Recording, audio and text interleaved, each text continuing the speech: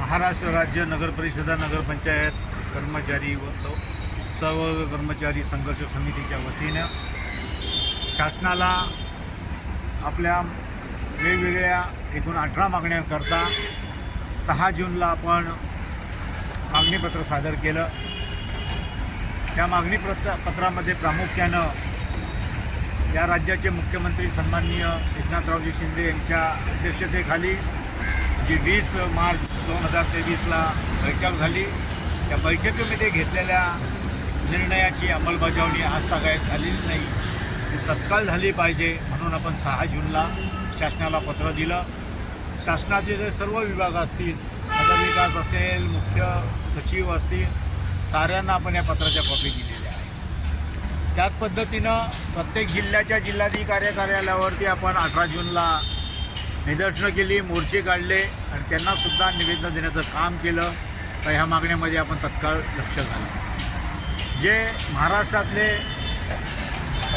विविध विभाग आहेत त्या विभागीय आयुक्तांना आपण भेटण्याचं काम 9 जुलैला केलं।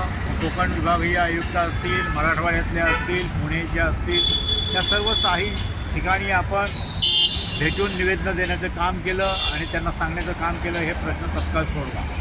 परंतु एकही शासनाच्या विभागाने या पत्राची दखल घेतलेली नाही आणि या अनुषंगाने आपण पनवेलला 20 मार्चला एक कोकणवासियांचा आणि संबंध महाराष्ट्रातल्या कामगारांचा मेळावा घेतला आणि तिथे आपण येणाऱ्या 6 ऑगस्टला काम बंद आंदोलन करणार आहोत हे सांगण्यात आलं। त्याचप्रमाणे 6 ऑगस्टला काम बंद आणि 7 ऑगस्टला आपण CBD बेलापूर संचालक कार्यालयापासून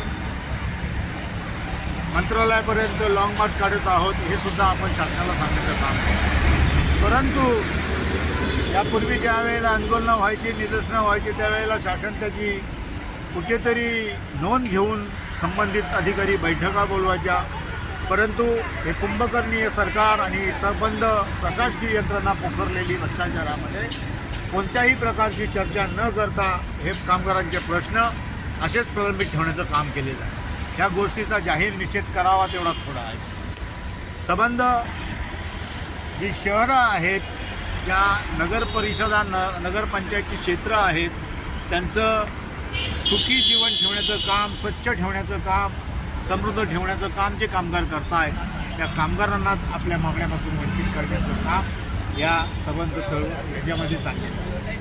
या गोष्टीचा निषेध करण्याकरता आज आपण सारेजण काम बंद आंदोलन केलेलं आहे। या सर्व काम बंदमध्ये सहभागी झालेल्या आमच्या सर्व बंधू भगिनींचं मी मनापासून स्वागत करतो, अभिनंदन करतो। कारण हा जो काही लढा आहे तो आपल्या जीवन मरणाचा प्रश्नाचा लढा आहे।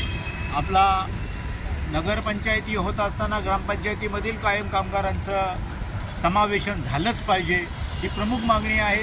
त्याच पद्धतीनं 10-20-30ची अश्वासित प्रगती योजना आहे।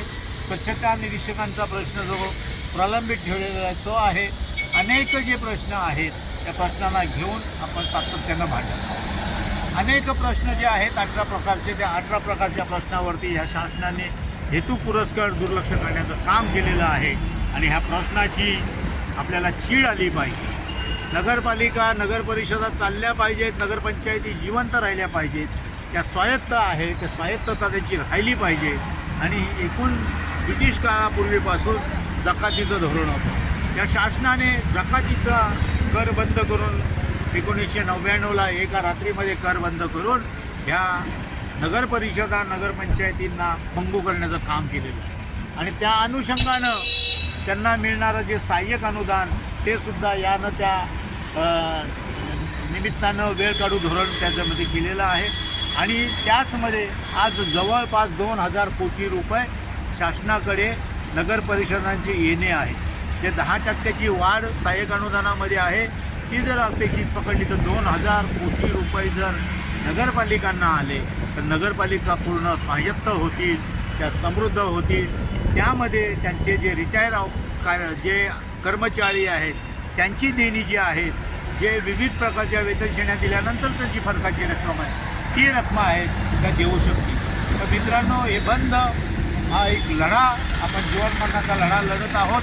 हा लढा असाच उद्यासुद्धा चालू राहील.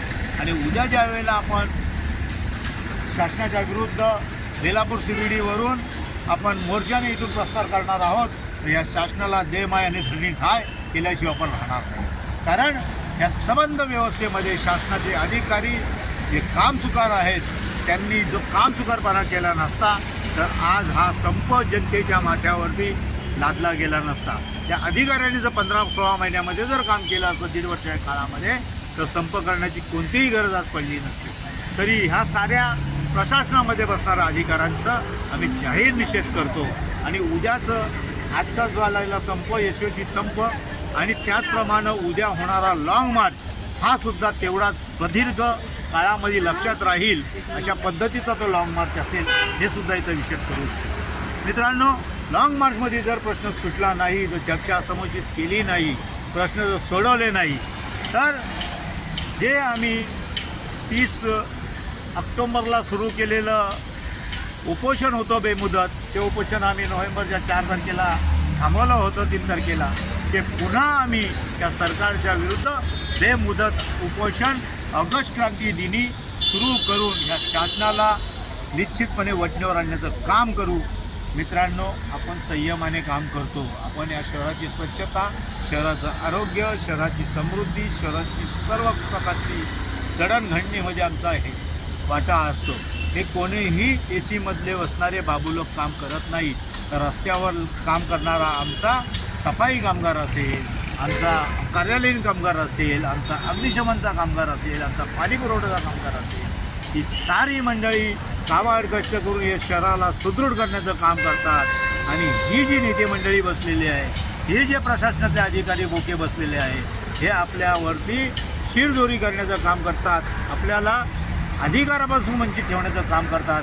ह्या गोष्टीचा सुद्धा आपण करू तेवढा निषेध कमी आहे. आपण सारेजण ज्या एकजुटीने, मग कोकण विभाग असेल, उत्तर महाराष्ट्र असेल, पश्चिम महाराष्ट्र असेल, मराठवाडा असेल, विदर्भ असेल, अमरावती असेल, या सर्व ठिकाणून आपण उद्या मोर्चाला येणार आहात. आपण आल्यानंतर बेलापूरमध्ये अत्यंत शांततेनं आपण एकत्र भेटूया आणि पुढे आपलं प्रस्थान मुख्यमंत्र्यांकडे जाण्यासाठी, मंत्रालयामध्ये जाण्यासाठी बेलापूरमधून प्रस्थान करूया. मी विनंती करीन प्रिंट मीडिया, इलेक्ट्रॉनिक मीडियाला या साऱ्या गोष्टीचे आपण निश्चितपणे आम्हाला नेहमीच आंदोलनामध्ये सहकार्य केलं आहे, आतासुद्धा आपण सहकार्य कराल अशी अपेक्षा बाळगतो. पोलीस डिपार्टमेंट जे आहे आमचं, CBDचं असेल, सर्व्हिलन्स डिपार्टमेंट असेल, ते नेहमीच आम्हाला चांगल्या पद्धतीचे आम्हाला साथ देतात आणि आम्हीसुद्धा त्यांना अशक्त करू इच्छितो. आम्ही आमचं आंदोलन यशाकडे नेत असताना अत्यंत शांततेने आणि संयमाने आणि सर्व गोष्टी युक्त करू, एवढं आपल्याला मी सांगू इच्छितो. आपण सारेजण या संपामध्ये सहभागी झालात, उद्याच्या आंदोलनामध्ये सहभागी व्हाल. 9 तारखेला न भूत न भविष्य होणाऱ्या उपोषणामध्ये आपण सहभागी व्हाल. या साऱ्यांच्याबद्दल मी आपलं मनापासून आभार मानतो आणि इथे थांबतो. जय हिंद, जय महाराष्ट्र. धन्यवाद.